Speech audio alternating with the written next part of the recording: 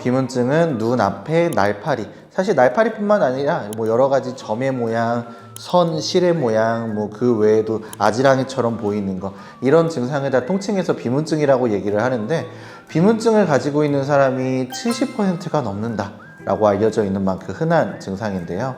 이 비문증이 나타나는 주된 원인은 노화입니다.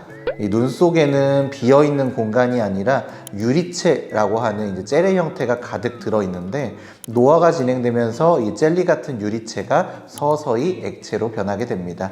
그 과정에서 혼탁이라는 게 생기게 되고, 그게 눈에 날파리처럼 관찰이 됩니다.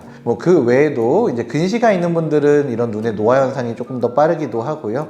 폐경, 마찬가지로 노화의 일부분, 백내장 수술, 외상 등 다른 원인들도 들 수가 있습니다. 이 비문증 있다면 이게 이제 괜찮은 건지 아니면 혹시라도 문제가 있어서 치료가 필요한 건지 감별 진단을 하게 됩니다. 단순 비문증은 망막박리 등 특별한 원인이 아니라 자연스럽게 노화로 인해 생긴 경우고, 이 경우는 특별한 치료 없이 경과 관찰을 하게 됩니다. 병적인 비문증은 망막에 구멍이 있거나 망막박리 등의 원인으로 생긴 경우이며, 이때는 이 원인을 치료를 해야 됩니다.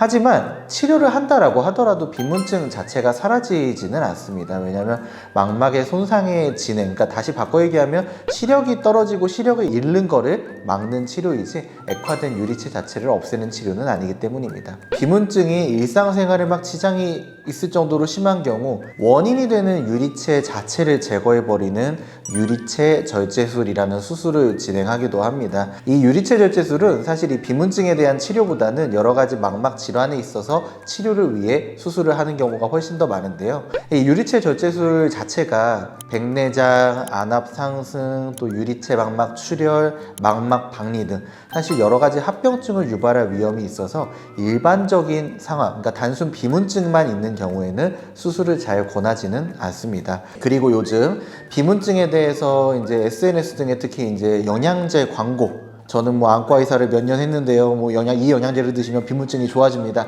이런 AI를 이용한 허위 광고들이 굉장히 많아요. 그래서 그 중에는 이제 일부 비문증에 좀 도움이 된다라고 하는 성분도 없는 건 아니지만, 대부분은 환자분들의 좀 답답한 마음을 이용하는 허위 과장 광고다라고 말씀을 드리고, 영양제를 찾아서 구매해서 복용하는 거는 저 개인적으로는 권하지는 않습니다. 비문증 흔한 증상입니다. 하지만 망막 질환, 시력과 연관이 있는 질환과 관련이 있기 때문에 방치하기보다는 이게 괜찮은 건지 정확한 진단을 하는 게 보다 중요합니다.